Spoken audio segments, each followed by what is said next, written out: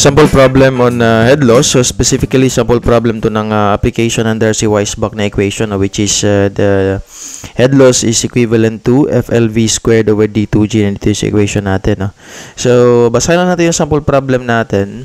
Water flows at 0.3 cubic meter per second through a 300 millimeter diameter, 130 meter long pipe under a pressure difference of 300 millimeter mercury, no? So yung pressure natin is in terms of mercury, pero yung liquid natin is water. So i-convert natin yan mamaya, no? Meron tayong conversion na gagawin. Determine the friction factor, which is F lang to, no? Sa Darcy-Weisbach na equation natin. So mga given, we have discharge or Q, which is yun, nandito na yun kanina, no? Sinulat na natin lahat.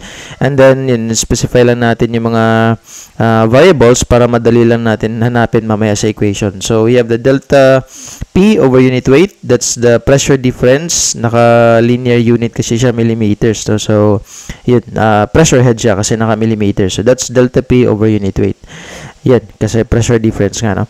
So kung ito-drawing natin yung sample problem natin, hindi naman binigay dito kung may elevation difference, no?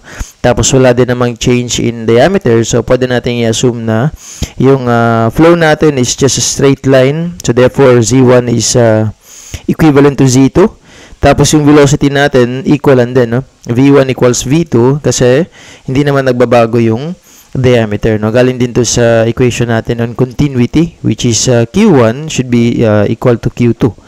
And then we have A1, V1 equals A2, V2. Kung hindi naman nagbago yung cross-sectional area natin kasi hindi naman nagbago yung diameter. So therefore, V1 is just equivalent to V2. Kaya ito yung assumption natin, no? Pag gagawa natin siya ng energy equation, so we have P1, V1, Z1, P2, V2, and Z2. Tapos meron tayong head loss, no? So wala dito yung mga ibang components natin ng energy equation, which is the pump tsaka turbine, no? Dahil nga equal lang naman yung V1, V2, Z1, and Z2, so pwede natin i-cancel yung V1, V2, then Z2, and Z1. So matitira na lang talaga yung pressure difference saka yung head loss. So therefore, pwede natin sabihin that the head loss is just equivalent to the change in pressure, or the pressure difference between points 1 and 2. Tapos pwede natin siyang i-equate dun sa equation natin na Darcy-Weisbach na FLV squared over D2G. So, dito sa delta P over unit weight natin, that's given as 300 millimeters mercury. Kukonvert na natin siya into meters, no? So, that's 0.3 meter. Pero, since water yung flowing at sa pipe natin, kukonvert natin, no? Yung mercury na unit. So, dito yan makukonvert natin paggamit ng specific gravity na equation, no? So, we have specific gravity of Hg equals unit weight Hg over unit weight of water. So therefore, unit weight Hg is just specific gravity of Hg, unit weight of water. And then alam natin na the unit weight of a specific gravity ng mercury or Hg is just 13.6 unit weight water.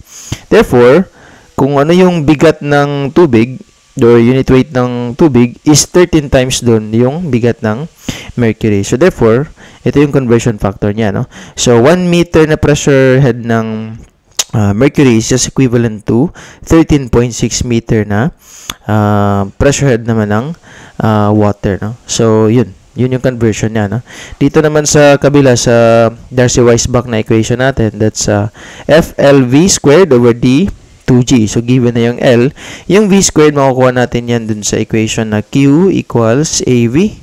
So, that's 0.3 equals pi over 4. Tapos, D squared, or D squared natin is 0.3 pala, no? 0.3 squared, tapos V. Therefore, V is just equivalent to, dito tayo sa calculator, no? Diretsuhin na natin. So, that's 0.3 times 4 divided by, that's pi times 0.3 squared. So that's 4.24, no? 4.24 meter per second. So ito na yung sinulat natin dito, no?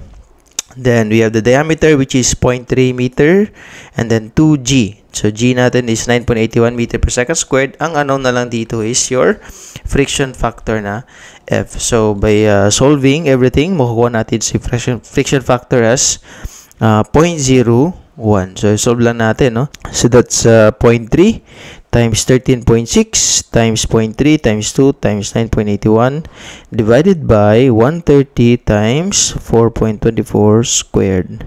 So, that's 0.01. So, yun yung F natin. Confirm naman dito sa calculator natin. So, medyo madali lang yung sample problem na to, no? I-apply lang natin yung Darcy-Weisbach na equation, which is, ito, no, yung general na equation niya.